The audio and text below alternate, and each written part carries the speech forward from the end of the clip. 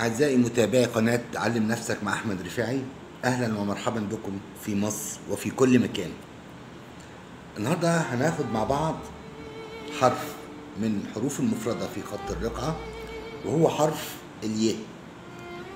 طب حرف الياء هو بسيط قوي، أو لبعض الناس بيبان بسيط، لكن كتابته عشان تظبطه صعبة شوية.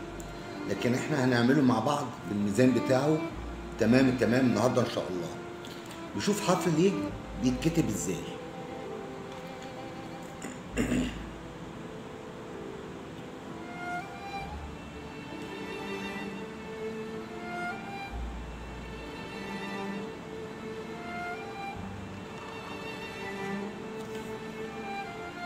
هو ده حرف الياء.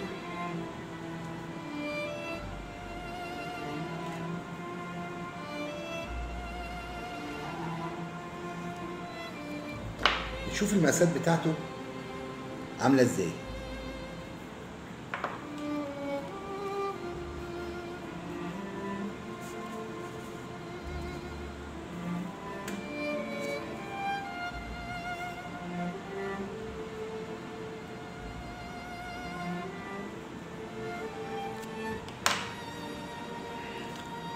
الجزء اللي فوق ده مسافته نقطة. طيب بداية من العنق اللي هنا ده لغاية السطر، ادي 1 2 3.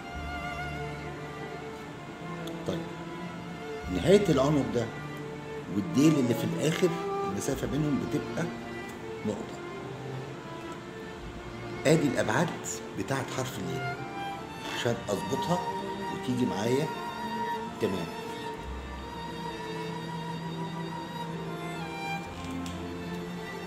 سهل جدا. طيب افكركم بحاجه كده ممكن تبسط علينا الموضوع.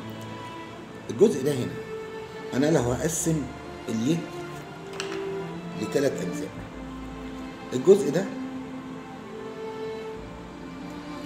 عباره عن شرطه مايله بسيطه بنفس زاويه ميل القلم، ودي شرطه تانيه بالعرض عكسية، والجزء ده الكاسة بتاعت النون. لو نفتكر برضو الكاسة بتاعت النون نفس الكاسة بتاعت النون،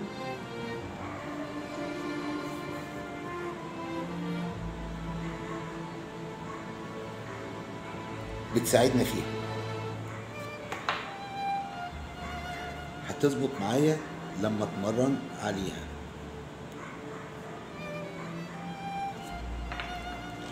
شوفها تاني يا جماعه مع بعض. ادي الجزء الاولاني اللي بكتبه، وده بيبقى من اوله لاخره هنا عرضه نقطه. وادي الجزء التاني، طبعا الجزء التاني بيبقى طالع نص نقطه عن ده، يعني البروز اللي من هنا ده فيه نص نقطه. اوكي، اكتبها عشان ما تنسوهاش.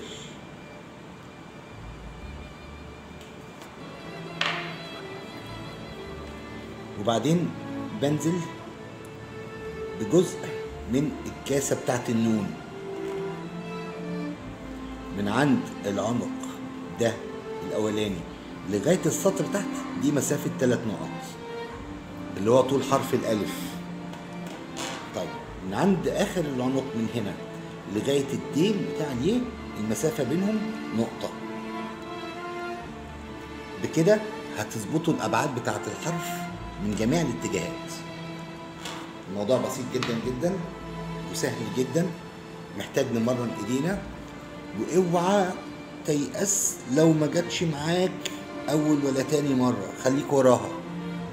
انت اللي هتظبطها بإيدك وهتتمرن عليها وهتكتبها صح في الآخر، وفي الآخر هتبقى محترف. طب احب اقول لكم يا جماعه ان احنا هنعمل حلقتين 3 كده هنراجع فيها على كل الحروف المفرده بتاعه خط الرقعه، مراجعه سريعه مع بعض، وبعدين هنخش في الحروف المتصله نشد حيلنا ونتمرن. شايف بادره امل حلوه، شايف ناس عامله مجهود حلو جدا جدا جدا. في نتيجة إيجابية حلوة قوي، وسهل فعلا إن أنت تعلم نفسك بنفسك. وأشوفكم إن شاء الله في القادم.